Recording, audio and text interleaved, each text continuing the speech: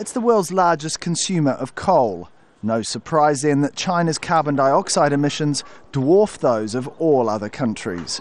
Its fast-growing economy and huge population of 1.4 billion make China central to global efforts to tackle climate change.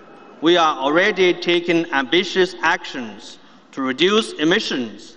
Our mitigation contribution is much greater than that by developed country parties, who have greater historical responsibility and should take the lead in combating climate change.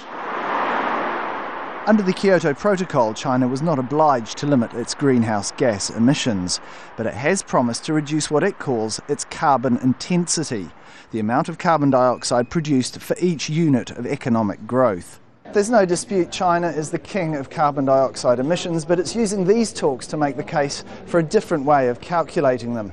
Carbon dioxide can remain in the environment for centuries, and that's why China says historical emissions are significant and must be factored, and those countries who emitted the most in the past must be the ones who now make the greatest cuts. Cumulative carbon dioxide emissions, calculated from 1850 to 2007, put the United States well out in front. During that period, it produced 3 times as much CO2 as any other country.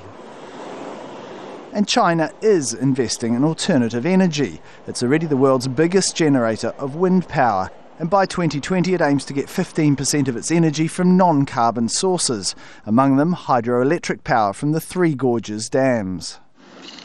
At this year's climate change talks, China has teamed up with Brazil, India and South Africa.